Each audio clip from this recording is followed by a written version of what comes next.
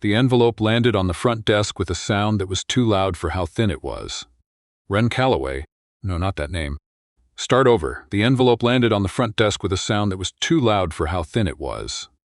Claire Sutton noticed it, before she noticed anything else. That was the thing about working at the Harlow Grand for 7 years. You learned to read sounds. The soft thud of luggage dropped by someone exhausted. The sharp click of heels belonging to someone who wanted to be seen. The particular silence that followed a conversation that had gone wrong. This envelope sounded like something final. Mrs. Sutton. The front desk manager, a man named Gerald who had never once called her by her first name in 3 years, slid the envelope across the marble without meeting her eyes. This came for you, from upstairs. Upstairs. That was how everyone at the Harlow Grand referred to the executive floor. Not the 14th floor, not management. Upstairs, as if it existed somewhere slightly outside the building itself, in a different atmosphere, where the air was thinner and the decisions came down like weather. Claire picked up the envelope. She didn't open it yet. She could feel Gerald watching her from the corner of his eye, pretending to sort through reservation logs he had already sorted that morning. She tucked it into the pocket of her uniform blazer and went back to work. It was a Tuesday in early March, and the lobby of the Harlow Grand Hotel in downtown Halifax was moving the way hotel lobbies always moved in late winter. Slowly, with a kind of gray exhaustion that matched the sky outside the floor-to-ceiling windows. A family with 2 young children dragged rolling suitcases toward the elevator bank. A businessman in a coat that cost more than Claire's monthly rent stood at the far end of the desk, typing on his phone. A woman in her 60s sat in one of the wingback chairs near the fireplace, reading a paperback with a worn spine, her boots still wet from the slush outside. Claire smiled at the family. She confirmed a late checkout for the businessman without him having to look up from his phone. She made a mental note to bring the woman by the fireplace a complimentary tea, because she had been sitting there for 2 hours and nobody had offered her anything. And it was the kind of small thing that Claire had never been able to stop noticing. The envelope stayed in her pocket. She had a feeling she already knew what it said.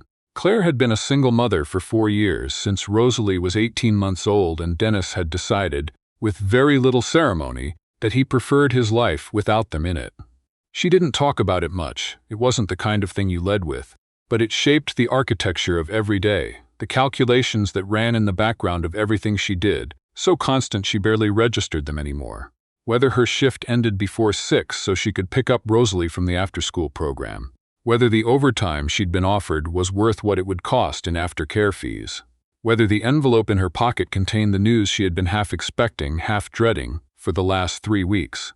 The hotel had been sold. Everyone knew it, even if no one had officially said so. The kind of sold where a name on a building changes and half the staff quietly disappears. The rumors had been running through the break room like water finding cracks. Some people said the new owner was a developer who wanted to convert the upper floors to condominiums.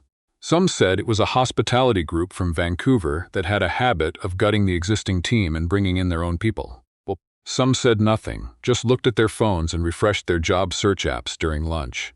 Claire had been offered a different position 2 weeks ago, at a smaller hotel across town, paying $4 less per hour. She had not accepted it yet. She had also not rejected it. She was waiting, which was its own kind of answer. At 2 in the afternoon, during the brief lull between the late checkouts and the early arrivals, she took her break in the service corridor outside the laundry room, which was warm and smelled like clean sheets and industrial soap, and she opened the envelope. It was 1 page, 3 paragraphs. The second paragraph contained the phrase transition period, and the third paragraph contained the phrase your last day of employment will be March 31st, and that was really all Claire needed to read. She folded the letter back along its creases. She put it back in the envelope. She put the envelope in her pocket and stood very still for a moment, listening to the machines turning behind the laundry room door, the rhythmic thudding of sheets in the dryer, which was somehow comforting, the sound of something going around and coming out clean on the other side. Then she went back to work because Rosalie's aftercare fees were due on Friday. The new owner arrived on a Thursday. Nobody announced it. That was the first thing. One morning the lobby had the same Tuesday in March feeling it always had, and by 10 o'clock there were 2 men in dark coats standing near the concierge desk who had the particular stillness of people who were observing rather than passing through. Gerald kept straightening things that were already straight. The head concierge, a man named Philippe who had worked at the Harlow Grand for 22 years and took quiet pride in knowing every regular guest by name, stood a little straighter than usual, which, given that Philippe already stood very straight, was noticeable. Claire was behind the desk when the elevator opened. He walked out the way some people did, not fast, not slow, not performing anything, just moving through space as if he had already decided what he was going to do and was simply in the process of doing it. He was tall, somewhere in his mid-40s, with dark hair going gray at the temples and the kind of face that had probably been less interesting when it was younger. He was wearing a suit that was expensive in a way that didn't announce itself. He had a folder tucked under one arm. He stopped in the middle of the lobby and looked up. It was a thing that most people didn't do in hotel lobbies, look up. The Harlow Grand had a ceiling worth looking at, a restored plasterwork dome from the original 1923 building, painted a deep cream with gilt detailing that caught the light differently, depending on the time of day.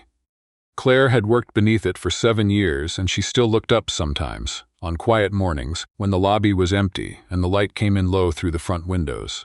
This man looked up, and his expression shifted into something that was not quite a smile but was adjacent to one. Then he looked down, and his eyes landed on Claire. "Good morning," he said, walking toward the desk. "I'm looking for the manager on duty." "That would be Gerald Morton," Claire said. "I can let him know you're here. Your name, Donovan Ashby." She reached for the phone. She did not react because you learned not to react at a hotel front desk, where the entire job was a kind of studied calm. But somewhere behind that calm she was already revising every conversation she'd had in the break room for the past 3 weeks. Donovan Ashby. She had looked him up, the way everyone had looked him up, after the sale was announced. He owned 4 hotels, 3 in Ontario, 1 in New Brunswick. They were not the kind of hotels that converted upper floors to condominiums. They were the kind of hotels that had been described in one business profile she'd read on her phone during lunch as quietly exceptional. She called Gerald. She told him Mr. Ashby was in the lobby. She hung up and looked back across the desk. "He'll be with you shortly," she said. "Can I offer you anything while you wait? Coffee, water?" "I'm fine, thank you." He was looking at the lobby again, not at his phone, not at the folder under his arm, at the lobby, at the ceiling and the floors and the way the morning light moved across the marble. "How long have you worked here?" The question surprised her, which was also something that wasn't supposed to show on her face. 7 years. Do you like it?" She considered the question more seriously than he had probably intended. "Yes," she said. "It's a good building." Something in his expression shifted again. "That's an interesting way to describe it. Hotels are mostly about their buildings," Claire said. "The staff changes, the guests change, the ownership changes, the building stays." She wasn't sure why she said that. It was more than she usually said to guests, and he wasn't technically a guest. He was her new employer, or he was the man who had already decided not to be her employer after March 31st, and she wasn't sure which of those things was true yet. He looked at her then, directly, the way people rarely looked at front desk staff. Not through her, not past her, but at her. "That's also true," he said. Gerald arrived from somewhere in the back, slightly breathless, extending his hand. Donovan Ashby shook it and allowed himself to be led away toward the executive conference room, and Claire turned back to her screen, and the lobby returned to its usual rhythm, and that was that. Except that it wasn't. Rosalie was 5 years old and had opinions about everything. She had opinions about which color of mittens was appropriate for which day of the week. She had opinions about the proper way to arrange crackers on a plate. She had strong and clearly articulated opinions about the song that played at the end of her favorite show, which she maintained was sad in the wrong way, a critique that Claire found both incomprehensible and entirely fair. She was waiting at the after-school pickup in her purple coat, holding the hand of one of the childcare workers when Claire arrived at 5:10. When she saw Claire, she let go of the hand and ran, which she always did, and Claire caught her, which she always did, and for a moment everything else, the envelope, March 31st, the quiet wait of the last 3 weeks, was just somewhere else. "We made birds," Rosalie announced, once she had been sit back on her feet and was pulling on her mittens, the Thursday ones, which were blue. "Out of paper. Mine looked like a duck." "Was it supposed to look like a duck?" "No, it was supposed to be an eagle." A pause. A pause. "It was still a good duck, though." "I'm sure it was," Claire said. They walked to the car through the slush. The sky was already darkening in the way March skies did in Halifax, the gray turning purple at the edges, the streetlights coming on earlier than they felt like they should. Rosalie talked about the duck eagle and about a boy in her class named Thomas, who had cried because his bird fell apart, and about whether eagles could actually fly through snow, because she felt this was relevant information she did not currently have. Claire listened. She answered when answering was required. She buckled Rosalie into her car seat and got in the front and drove, and while she drove, she thought, not for the first time, about what it meant to be the only person between a 5-year-old and the open air, the only buffer, the only anchor, the only one running the calculations. She thought about the letter from the other hotel. $4 less per hour. She could make it work. She had made things work before. She thought about Donovan Ashby looking up at the ceiling of the lobby with an expression that was almost something she recognized, although she couldn't have said what. She thought, "It's still a good duck, though." That helped, somehow. He came back on a Monday. This time he came in through the side entrance, which was something that guests rarely did, and most people working in the hotel did not expect from an owner. He was carrying a paper coffee cup from the cafe across the street, and he was not wearing the suit. Dark trousers, a wool sweater, a coat that still cost more than Claire's monthly rent, but was less formal about it. He stopped at the desk the way he had the first time, not as if approaching a transaction, but as if he had decided to stop there specifically. "Good morning," he said. "Good morning, Mr. Ashby. Donovan is fine." He set the coffee cup on the edge of the desk, then seemed to reconsider this and moved it back. "I wanted to ask you something, if you have a moment." There was a couple approaching the desk to check in. There were 3 things on Claire's screen that needed attention. She had a moment in the same way she always had a moment, which was to say she would make one. Of course, the fireplace seating area. He glanced toward it. The wingback chairs, the low tables, the fire that was always lit from October through April. I've noticed guests sit there and nothing gets offered to them. For hours sometimes. Claire felt something careful and alert move through her. That's something I've brought up before. The policy has been that the seating area is considered transitional space, not a service zone. You've brought it up to Gerald 3 times. The last time was 8 months ago. He looked at her. That same direct, at her look. What did Gerald say? That the arrangement worked fine as it was. A pause. What would you change it to? She told him. She had thought about it enough times that it came out already organized. A simple tray service, tea and coffee, and perhaps something small from the kitchen. Offered once and not insisted upon, so that guests who wanted to be left alone could be left alone, but guests who wanted to feel attended to would be. It would cost very little. It would change the feeling of that corner of the lobby significantly. He listened. He did not look at his phone while she was talking. "Do it," he said. "I'm sorry. Set it up. You have my authorization. What's your name, your full name?" "Claire Sutton." Something happened to his face. It was fast, there and gone, like a light flickering, and she almost didn't catch it. His eyes moved to her, and then away, and then back, and there was something in them that she didn't know how to read. Something that wasn't professional, something that sat further back than that. "Sutton," he said. It came out quietly. "Yes." He looked at her for a moment that lasted just slightly too long. Then, "Thank you, Miss Sutton, I'll be upstairs." And he was gone. She mentioned it to Diane that evening. Diane was her neighbor, and, on the evenings when their schedules aligned, something close to a co-parent. The person Rosalie went to when Claire's shift ran late. The person who had appeared at Claire's door with soup and crackers on the night Dennis left, who had not made a production of it or asked questions, had just set the container on the counter and said, "You look like you haven't eaten," and then stayed for 3 hours watching television on the couch. He just said your name like that?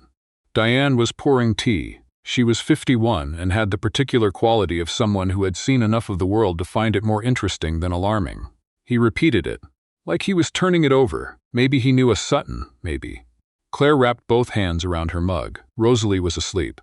The apartment was quiet in the evening way it got. The refrigerator's hum, the building settling, the particular stillness that arrived after a 5-year-old's energy finally ran out. He also told me to set up a tray service in the fireplace seating area. Just authorized it. In 30 seconds. When Gerald has been saying no for 8 months. Diane raised an eyebrow. "I know," Claire said. "Is he nice? He's attentive to the building, to details." She thought about the way he had looked up at the ceiling plasterwork. He looks at things. Lots of people look at things, not the way he does. Diane gave her a look that Claire recognized and chose not to engage with. "I'm being let go on March 31st, Claire said. "The letter was in my pocket while we were having that conversation." "Oh, Claire, I have a backup. The offer from the Fairview. It's less money, but it's stable." She took a sip of tea. I wanted to stay at the Harlow, that's all." "Did you tell him that?" "He's the owner. You don't tell the owner you want to keep your job. That's not how it works." Diane looked at her tea. I've always thought the way things work is a theory, not a law. The tray service was set up by Wednesday. One of the kitchen staff, a woman named Bev, who had worked at the hotel for 11 years, and was suspicious of almost all change, but had warmed to this particular change because it gave her an excuse to send out the shortbread she had been trying to add to the menu for 6 months, brought the first tray out at 10 in the morning. The woman who had been sitting in the wingback chair by the fireplace, a different woman this time, young, with a laptop and the particular expression of someone trying to work through something difficult, looked up when Bev set the tray beside her. "Oh," the woman said, "thank you, that was all." But she stayed for another 2 hours, and when she left she stopped at the front desk and said it to Claire directly without being asked, which almost never happened. "This is a lovely hotel," she said. "The fireplace, the tea. I felt like a person here." Claire thought about that for the rest of the day. I felt like a person here. It was such a small thing to ask of a place. Donovan came through the lobby at 2:30. He didn't stop at the desk, but he glanced over as he passed, and Claire nodded, and something passed between them that was wordless and sufficient and satisfied, like two people who had agreed on something without needing to say what it was. Gerald watched this from 20 feet away and said nothing. On Thursday afternoon, a woman came in. She was perhaps 65, with white hair in a soft updo, and the careful dress of someone who had put effort into arriving well, but had been traveling for a long time. She was carrying a single, overnight bag and a large envelope tucked under one arm, and she moved slowly, not the slowness of age exactly, but the slowness of someone carrying something heavy that wasn't in her hands. She stopped at the desk and asked for a room. Claire found her one, a park-facing room on the 7th floor, quiet, good light. When Claire asked for her name for the reservation, the woman said Meredith Ashby. Claire typed it in without reacting. She handed over the keycard and said, "Let us know if you need anything at all, Miss Ashby. The fireplace seating is just to your left if you'd like to sit before you head up. We can bring you tea." Meredith Ashby looked at her. She had gray eyes, slightly tired, and the look she gave Claire was searching in a way that went past the ordinary transaction of checking into a hotel. "Thank you," she said. "That's kind." She went to the fireplace seating. She sat for a long time. Bev brought her tea and the shortbread. She did not open the envelope she was carrying. She held it in both hands and looked at the fire, and twice Claire saw her glance toward the elevator with an expression that was something between hoping and bracing for something. At 4 o'clock, the elevator opened, and Donovan Ashby walked out. He saw his mother before he saw anything else.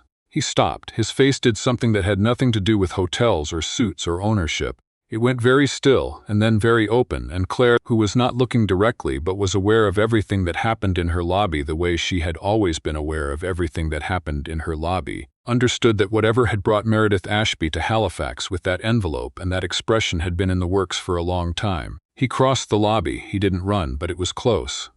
"Mum," he said, "just that." She stood up. She was shorter than him by almost a foot.